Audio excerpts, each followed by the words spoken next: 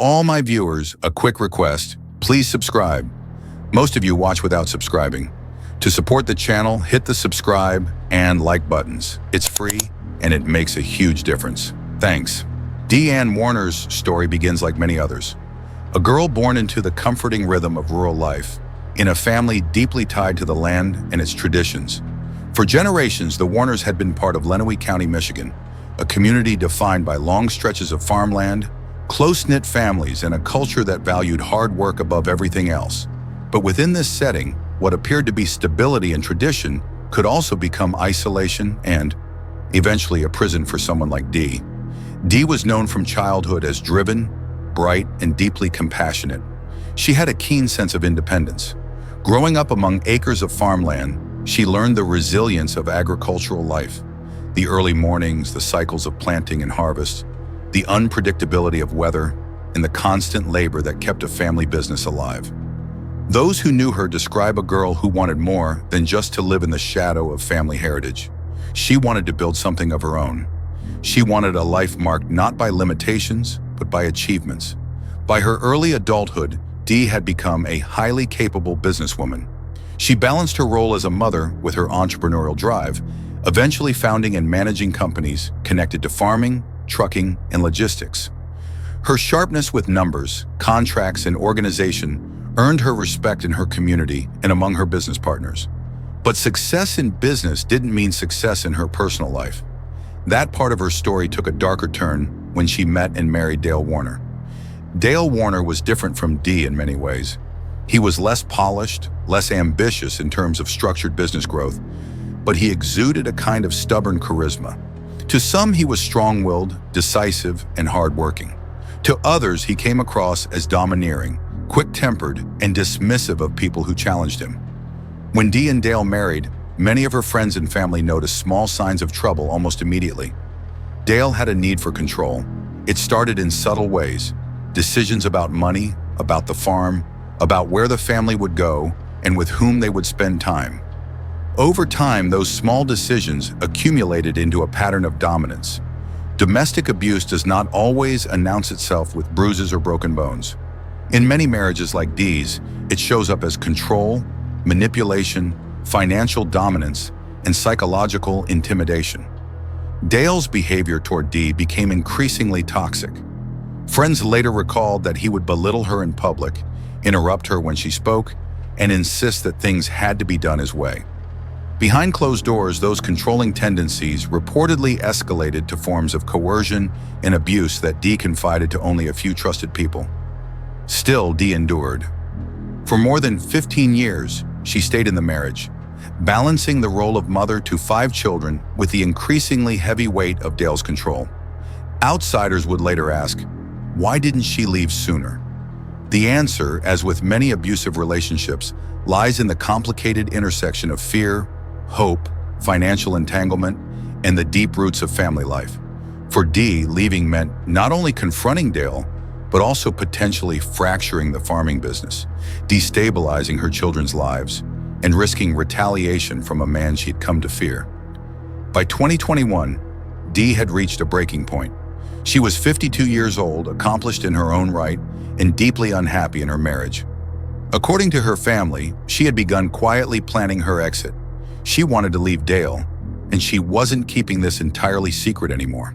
Friends and relatives knew that she had been researching her options, meeting with lawyers, and preparing for the difficult road of divorce and separation. Divorce is often a dangerous time for women in abusive relationships. Statistically, the period immediately before and after leaving a controlling partner is when victims are at the greatest risk of violence. Dale, according to those who knew the couple, sensed that Dee was slipping from his control, and the tension in their household grew. The final days of Dee's known life reflected this tension.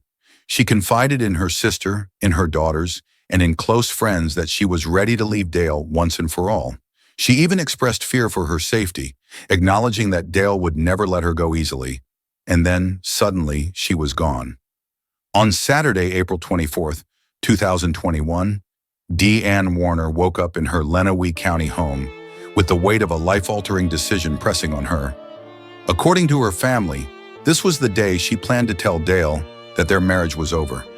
She was ready to confront him, ready to reclaim her independence, ready to step away from the toxic cycle that had consumed her for more than a decade. That evening, something eerie happened. At exactly 10:52 p.m., Dee's phone sent a final text message. A single letter, K, just one letter, no explanation, no context. That single character would haunt investigators, family, and friends for years. Was it a mistake? A pocket dial type of message? Or was it a deliberate signal, perhaps a cry for help cut short? The next morning, Dee was gone. No one could reach her.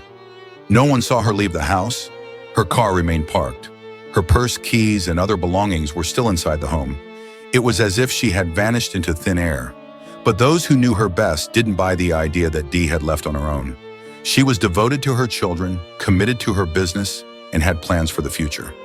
Nothing in her behavior suggested she was about to abandon her life. When Dee's family realized she was missing, alarms spread quickly. Calls were made, neighbors checked in, and the Lenawee County Sheriff's Office was contacted. The first wave of concern was disbelief. How could a mother of 5, a business owner, and a woman so rooted in her community simply disappear overnight? Attention immediately turned to Dale. Not only was he the last person known to have seen Dee, but he also had the strongest motive to silence her. Investigators soon learned of the toxic marriage, the reports of control and abuse, and Dee's recent plans to leave. All of these factors pointed to a volatile situation with Dale at the center. But Dale denied any involvement. He told investigators that Dee must have left of her own accord. He claimed she was overwhelmed, unhappy, maybe even unstable. It was the classic deflection often seen in domestic disappearance cases. Blame the victim, paint her as someone prone to leaving, and deny any wrongdoing. Still, Dee's family insisted that this was not her. She would never walk away from her children, her farm, or her responsibilities. Something terrible had happened, and they believed Dale was behind it. The early investigation into Dee Ann Warner's disappearance was challenging from the start. Unlike cases where a body is discovered or where physical evidence is immediately apparent, Dee's case began with nothing more than her sudden absence. No one had witnessed her leaving. No one had seen a struggle. There was no crime scene in the traditional sense, just a home filled with unanswered questions. Detectives focused first on the Warner family property. The farm, sprawling and full of equipment, barns, and storage areas, was not an easy place to search. Investigators combed through the house, barns, fields, and surrounding land. They looked for any signs of disturbance, freshly dug earth, blood, discarded clothing, or any trace of Dee's movements that night. What they found was unsettling. Dee's phone, wallet, and keys were all still inside the house. This detail immediately contradicted Dale's suggestion that she might have left on her own. Few people walk away from their lives without their phone or identification. The absence of these items suggested she never intended, or was never able, to leave the property alive. Cadaver dogs were brought in to sweep the farm. While reports later indicated that the dogs may have picked up scents in certain areas, no body was discovered. Without a body, the investigation faced an uphill battle. Prosecutors in cases like this need more than suspicion. They need evidence that can stand in court. From the beginning, Dale's behavior raised eyebrows. Rather than appearing devastated or desperate to find his wife, witnesses said he seemed oddly calm, even dismissive. He did not organize large search parties or show the kind of frantic energy many spouses do in the wake of a disappearance. Instead, he presented Dee as someone who had simply chosen to leave, a narrative her family fiercely rejected. The Warner family, particularly Dee's sister and her adult children, pushed back against Dale's account. They argued publicly and privately that Dee was a victim of foul play.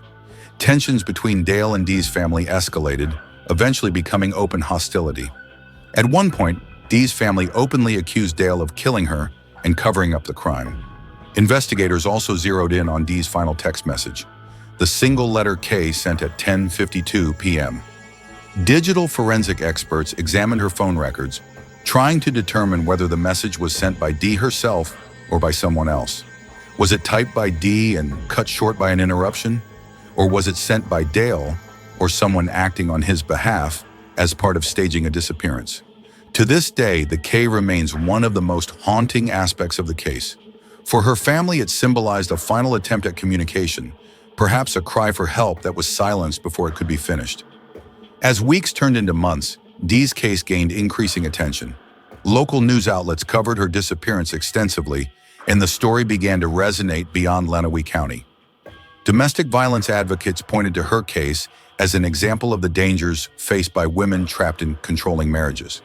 The community held vigils, rallies, and awareness events, demanding justice and answers. Posters with Dee's photos circulated widely. For many, her disappearance became not just a local mystery, but a symbol of a larger issue: the silence and invisibility of domestic abuse victims.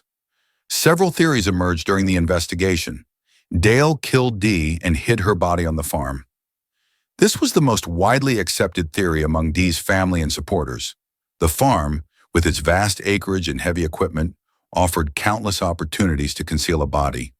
Investigators searched extensively, but were never able to find conclusive evidence. Dale killed Dee and disposed of her elsewhere. Some speculated that Dale may have used farm equipment or vehicles to transport Dee's body off the property, perhaps disposing of it in a remote location where recovery would be nearly impossible. Dee left voluntarily. This was Dale's claim, but it was the least supported by evidence. Dee's family rejected it outright, noting her devotion to her children and responsibilities. An unknown third party. While less likely, some wondered if someone else entirely could have been involved, though no evidence of another suspect ever surfaced. Without a body, without clear forensic evidence, and without a confession, prosecutors were hesitant to move forward with charges against Dale. In the American legal system, suspicion is not enough. To convict someone of murder, prosecutors need to prove guilt beyond a reasonable doubt. And in Dee's case, reasonable doubt remained a massive obstacle. This legal stalemate became a source of anguish for Dee's family. They believed they knew the truth, that Dale had silenced Dee rather than face the shame and financial consequences of divorce. But they were powerless to force the system into action without the hard evidence required for trial. Dee's family did not stay silent. They organized searches, spoke to the media, and pressured law enforcement to keep the investigation alive. They created Facebook groups, online campaigns, and public vigils to ensure her name stayed in the public eye. To them, Dale was guilty, and the only question was when law enforcement would finally act. Over time, the case became a tug-of-war between the family's public accusations and Dale's steadfast denial. Each side painted a different picture, one of a beloved mother silenced by a controlling husband, the other of a troubled woman who walked away from her life. The disappearance of Dee Ann Warner quickly transformed from a missing person case into what many believed was a homicide investigation without a body. Detectives, forensic experts, and even independent investigators combed through every aspect of her life. Yet the central problem remained: the lack of tangible physical evidence. The Warner farm was not just a house and a field, it was a sprawling property filled with heavy equipment, barns, storage sheds, and acres of land. Investigators quickly realized that the very nature of the property worked against them. For someone determined to hide evidence, the farm offered endless opportunities. Heavy machinery, tractors, loaders, earth movers, could be used to dig, move, or bury evidence within hours. Fertilizer pits, manure lagoons, and grain silos all presented gruesome possibilities. Detectives scoured these areas, but without a specific lead, every search was like looking for a needle in a haystack. Cadaver dogs were deployed multiple times. Reports later suggested that at least one dog alerted near certain areas of the farm, but no conclusive discoveries followed. Some believed Dale may have had time to move Dee's body after the disappearance, shifting it from one location to another to stay ahead of investigators. The final text message, the haunting letter K, was analyzed repeatedly. Forensic experts studied the exact timing, cell tower pings, and the context of Dee's last communications. The message was sent to one of her children, leading many to speculate that it was meant to be the beginning of a longer message. But was it interrupted? Did Dale intervene? Phone records also showed that after 10:52 p.m., Dee's device went dark. There were no calls, no texts, no app activity. For a woman who was normally responsive and in contact with her family, This silence was unnatural and chilling. Digital forensics suggested that if Dee herself did not type that K, then someone else had access to her phone that night. The problem was, proving who physically sent the message was nearly impossible without direct eyewitness evidence. Investigators also dug into Dee's finances. As a business owner, she had multiple accounts, contracts, and partnerships. Nothing suggested she was planning to vanish voluntarily. In fact, evidence showed the opposite. She had scheduled business meetings, had bills set up for payment, and had ongoing negotiations tied to her farm operations. One detail stood out. Dee had been quietly meeting with lawyers in the weeks leading up to her disappearance. Divorce papers were being drafted. These preparations added to the motive for Dale. Divorce meant losing not only Dee's partnership, but potentially his financial security, control of assets, and standing in the community. To a controlling personality like Dale, the thought of losing everything could have been intolerable. Family members gave investigators critical context. Dee had confided in her sister and in at least one daughter about her plans to leave Dale. She also told them she feared for her safety. This testimony painted a vivid picture, a woman preparing to break free, but aware of the danger looming around her. Neighbors also reported unusual activity around the farm that night. Some recalled hearing machinery late into the evening, though such sounds were not entirely unusual on a working farm. The timing, however, stood out. Late-night machinery use coinciding with Dee's disappearance seemed suspicious. Still, without hard evidence, blood, fingerprints, a body, these suspicions remained circumstantial. Experts on domestic abuse were consulted as the case drew more attention. They pointed out that Dee's situation fit a pattern seen in many controlling marriages. Abuse does not always escalate with physical violence that leaves visible scars. Instead, it often begins with financial control, emotional manipulation, and social isolation. In Dee's case, the reports of Dale controlling her movements, dismissing her input, and dominating decisions aligned with this pattern. Experts explain that when such control is threatened, especially by the prospect of divorce, the abuser may resort to extreme violence to maintain dominance. From the perspective of investigators, the picture seemed clear. Dee was gone, she had not left voluntarily, and Dale had the motive and opportunity. But in the legal system, seeming clear is not enough. Prosecutors need evidence that can stand up to cross-examination, evidence that leaves no reasonable doubt. This gap between what everyone believed and what could be proven in court became the central frustration of the case. Dee's family wanted Dale arrested immediately. Law enforcement, however, hesitated, fearing that rushing without a body or direct forensic proof would result in acquittal.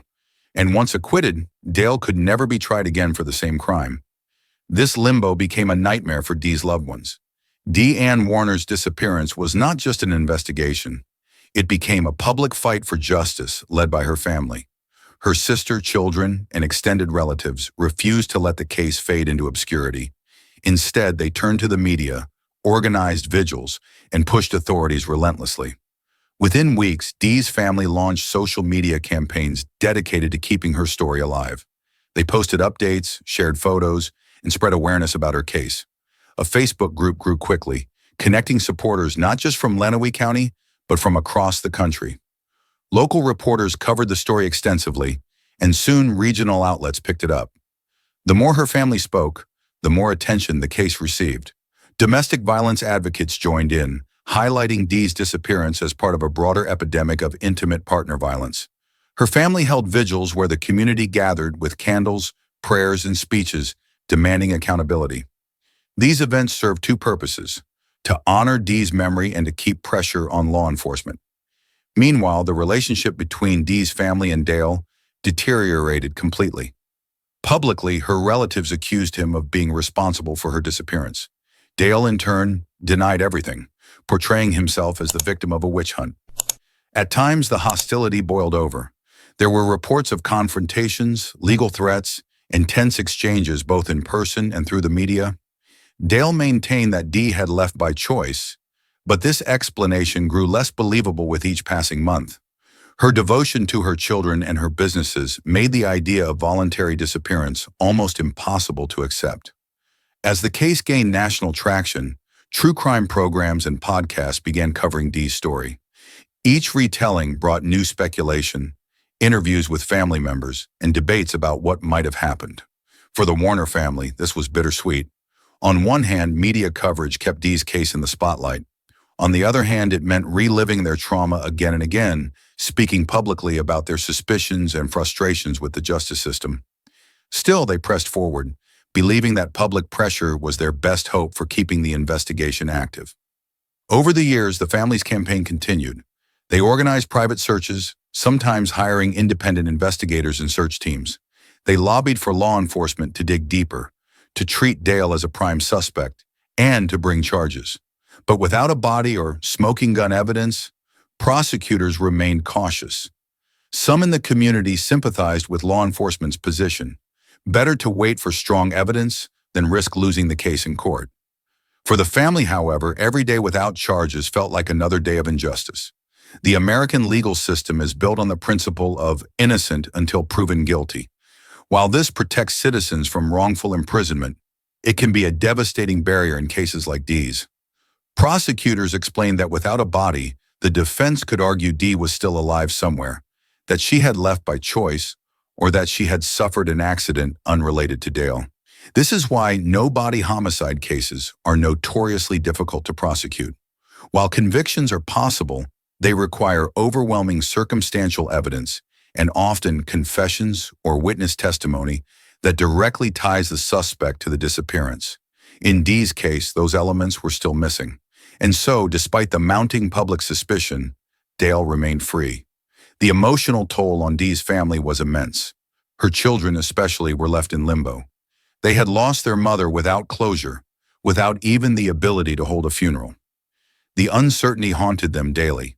Her sister, who became one of the most vocal advocates for justice, often spoke publicly about the pain of not knowing, of waking up every day wondering if Dee was buried somewhere nearby. Each holiday, each birthday, each milestone passed with a void where Dee should have been. For them, the fight for justice was not just about accountability. It was about honoring Dee's life, her strength, and her refusal to be forgotten. Thanks for watching. Don't forget to like, subscribe, and share your thoughts in the comments below.